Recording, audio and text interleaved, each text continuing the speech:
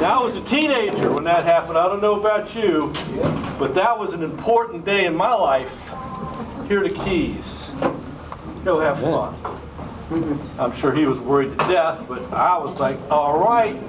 Got in the car, adjusted the seat, fixed the mirrors, turned it on. I switched the AM radio from WCMS Country. Come on, if y'all are local, y'all know what I'm talking about. I put it on WGH. If there wasn't anything good there, I put it on WNOR. If there wasn't anything good there, I put it on Come on WRAP.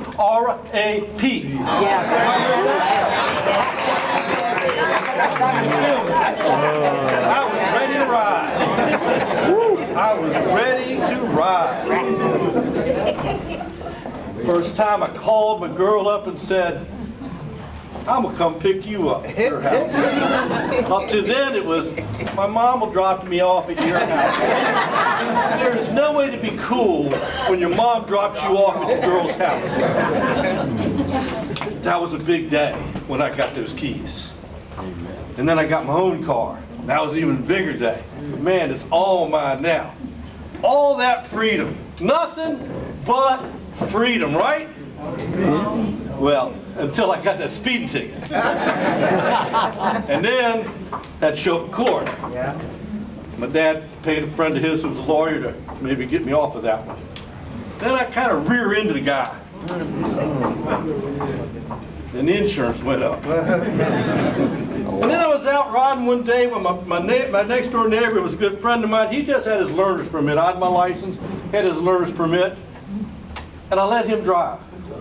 That was stupid. You had to do some stupid things when you're young. And we were driving on these country roads back at the other end of Virginia Beach, and he missed a curve and went through a fence into a ditch and destroyed my car. And in the moment after the accident, thankfully neither one of us were hurt bad, but in that moment I thought, this is going to ruin his life. He just has a learner's permit. He'll never go get his license. So I told everybody that I had been driving the car that day and took the blame.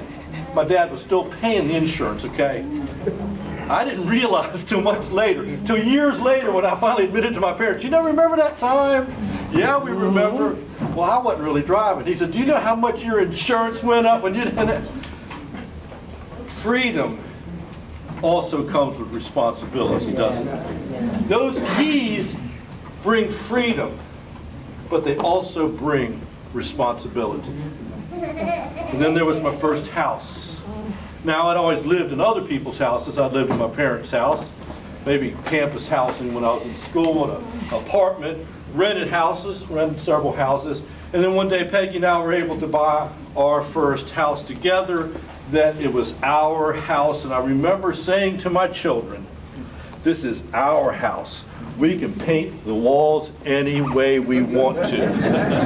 Nobody can tell us where to hang the pictures or what to do. So that was all well and good. And one day I'm coming home. It was just about getting dark. And I pull up in the driveway, and there was this eerie kind of pink glow. It'd be nice to have it right now. An eerie pink glow coming out of the upstairs corner bedroom window. It was bathing the yard in pinkness. And I walked inside, went upstairs, and there's Peggy and Laura, who was one of our kids. They're covered in pink paint. So is just about everything else in the room. They had painted. Why just paint the walls when you can paint the ceiling pink too, you know? And when I say pink, pink doesn't really describe it. It was pink. It was hot pink. It burned holes in your retinas. It was so big. You said we could paint it any color we wanted. Yes, I did. It was our house. We had the freedom to do that. And then, of course, came Hurricane Isabel and put a tree where my closet used to be, and then a whole new set of responsibility. Now you're dealing with contractors and insurance companies and adjusters and all of that. All of that freedom comes with responsibility, and that's the deal. It always does. Freedom always comes with responsibilities. But those keys, the key to that first car, the key to that first house, they were something special. Keys only have meaning if they open something or start something. When I was a kid, I started collecting skeleton keys. If you look up on the slide, beautiful picture of my skeleton keys, just imagine it.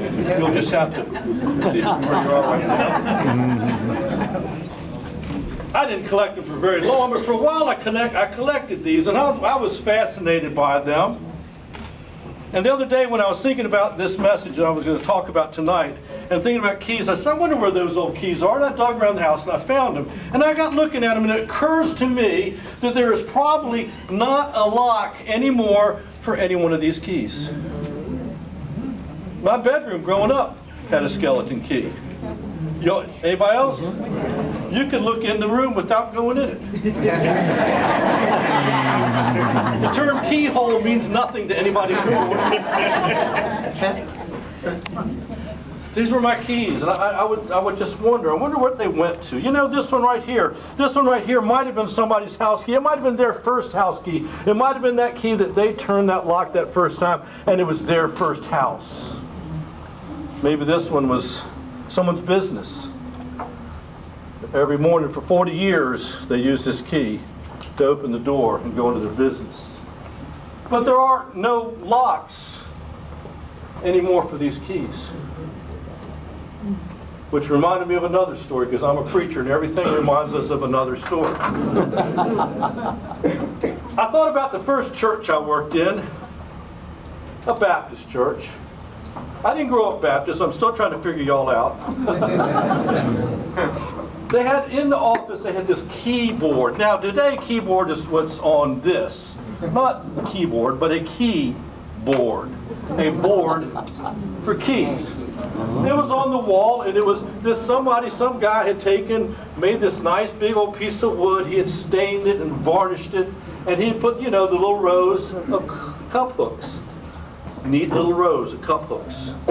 And for every hook, there was a label. And on every hook was a key. On every key was a label. Apparently this church didn't know what a master lock is, a master key. Because every single door in the place had its own key. Every Sunday school class, every closet, everything had its, and it was all neat. 101, 102, 103. You needed a key, you went to the board, you found the key. One day I'm looking at the keyboard, and I noticed something I had never seen before.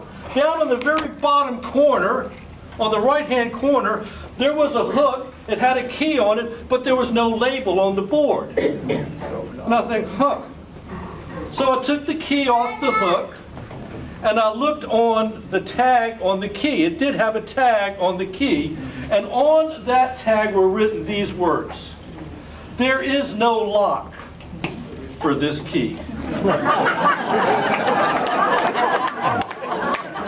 It didn't say, "We don't know if there's a lock for this key." It didn't say, "We're hanging on to this key in case we find the lock." It says, "There is no lock."